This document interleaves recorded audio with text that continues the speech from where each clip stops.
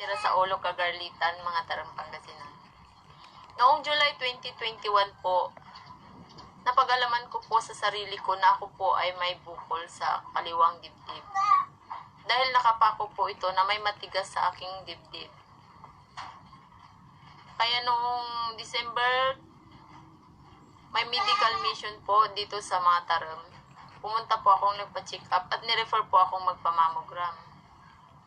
Tapos nung pumunta po ako ng Region 1, napag-alaman ko po na mahal po pala ang pagpapamammogram. Kaya nagpabalik-balik po ako sa Region 1 at sa Villaflor para po magpamammogram. Ngunit sa kasamaang palad po, hindi po ako natuloy magpamammogram. Kaya nag-decide na po ako po sa mammogram, ibili ko na lang po ng herbal medicine para i-take ko na lang po. At napag-isipan ko po na bumili na lang po ng Santi Barley juice. At iyon po, ito po ang juice na aking iniinom ngayon.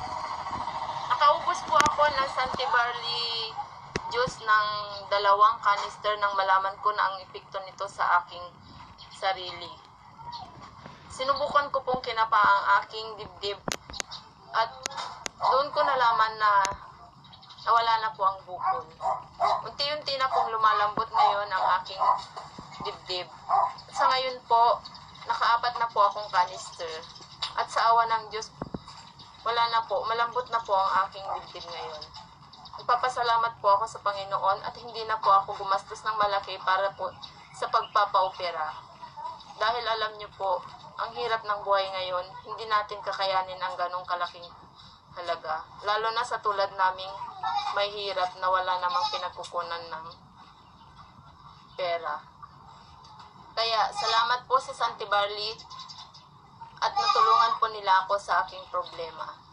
Sobrang pasasalamat ko din po sa Panginoon at ginamit po niya ang Santi Barley para po magamot ang aking bukol sa dibdib. Salamat po, Santi Barley.